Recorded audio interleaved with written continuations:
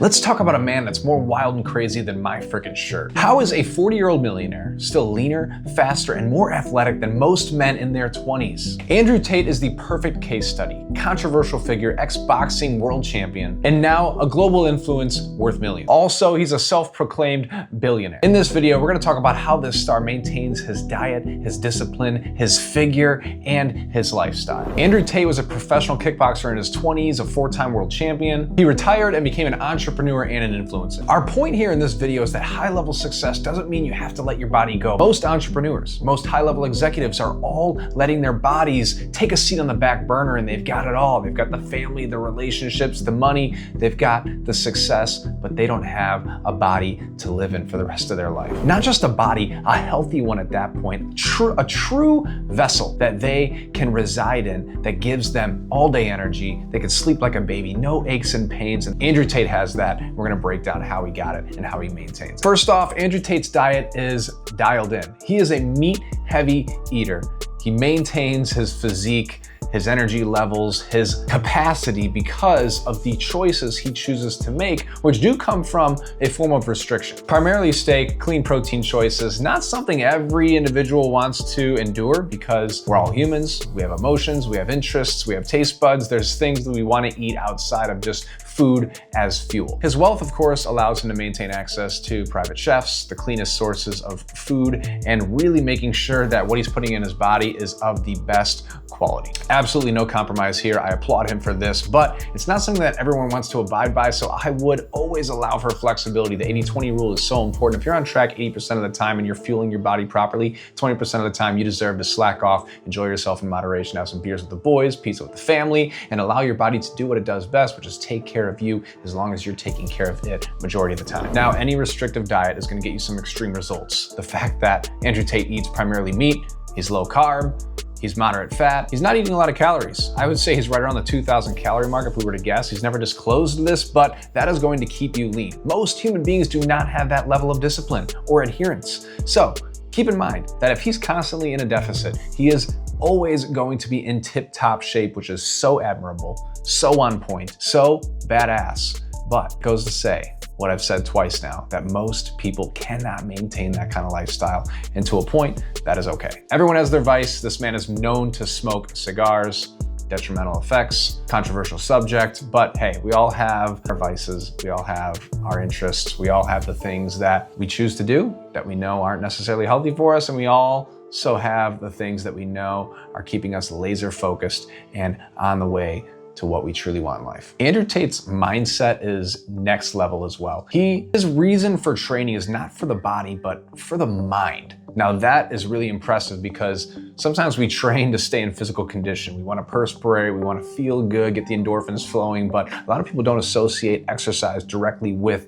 their mind frame and their psychology. Even when he was in jail, which you may have heard about if you follow Andrew Tate, if you're here watching this video, he even did hundreds of push-ups per day while in jail. He did hundreds of push-ups per day while in jail. He was acquitted, wrongly, rightly, whatever you truly believe, but he was still disciplined enough to make sure he got his exercise in each day, even without the vast array of equipment that a gym offers, and that is always admirable for someone who's willing to get shit done no matter what they have access to. It's called being resourceful, not needing resources. The idea that discipline is worth more than motivation. Now, Andrew Tate's training is intense. Just like his diet, he's an all-in kind of guy. It's not for everyone, but dude, this guy stays in shape because he takes things off his plate that he has to think about. His diet is super easy. Just eat meat most of the day. His training, he works out 7 days a week, short, intense bursts. Call it high intensity interval training. Call it Tabata, but he does 7 days and 30 to 45 minutes per session. Bang, bam, boom. Every single day gets 30 to 45 minutes of high intensity training in, and he knows he got his physical exercise in, he burned his calories, he left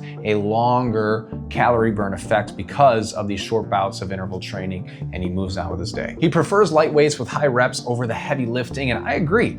This does put a lot less stress on your joints, your ligaments, and lets you stay healthy long term. Heavy lifting after you get out of your 20s is almost always recognized as not a necessity, and I would completely agree now at 32 years old. Even with the higher reps, he combines strength, cardio, athletic movements. He is an all-around badass athlete. Coming from the boxing world, it's no joke that he incorporates some of those functional movements into his routine that's gonna bring him long-term health, wealth, and success inside and out. He's also a big advocate of time is money. Gyms are a waste of time in his opinion. He is a huge advocate of using a home gym. He does not want to travel to and from the gym. He doesn't want to take time away to have to use that time away from his workspace. So he brought the gym to his workspace. He works out at his home. Not everyone has this luxury. Not everyone is motivated by that in-home atmosphere. I have a home gym here at my house, but I still prefer to go out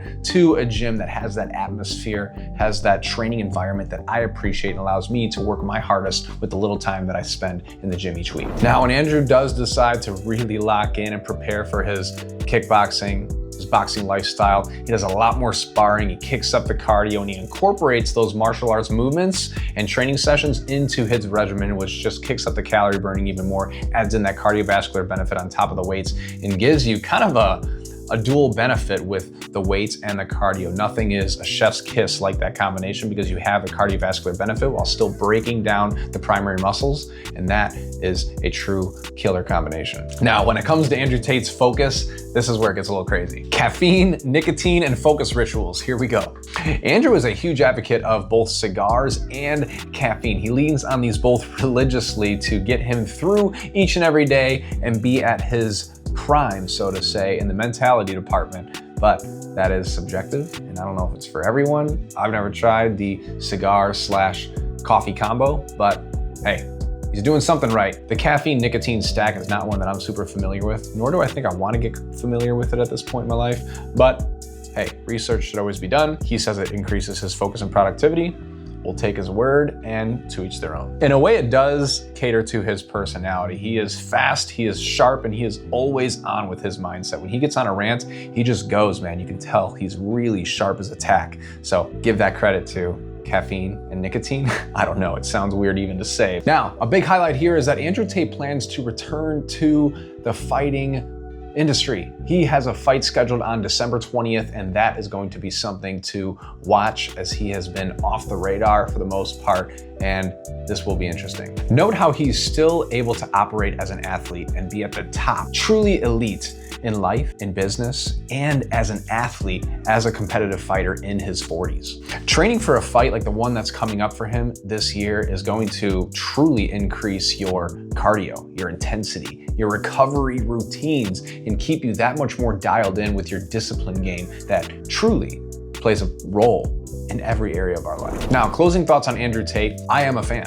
I do not follow Andrew Tate. I do not consume a ton of his content, but everything I've seen about him, I fall in line with, because he's true to himself. He's a stud, he's an affluent male, he's a provider, he's a go-getter, and he's surely left a lasting impact on many people in the right way. And what's most admirable to me is, even with the money, the status, the comfort, he still chooses the hard routes. Health truly does equal wealth. We stand by that here at InstaShred, and discipline compounds across every single area of our life. Love him or hate him, Andrew Tate proves that physical excellence and mental toughness go hand in hand at any age. Thanks for watching. Let us know if you're gonna be watching Andrew Tate fight on December 20th, and cheers to your InstaShred journey. If you ever have the need to get your fitness and health put in the hands of experts that truly cater to that affluent, busy lifestyle, we are the guys for you. Text us here at InstaShred. We'd love to get that process started, have a quick conversation with you, and put together the best bespoke plan that's made for you and your lifestyle. If you haven't followed us here at InstaShred yet, we are a bespoke health and wellness company for men who make health a non-negotiable priority. Make sure to give us a subscribe.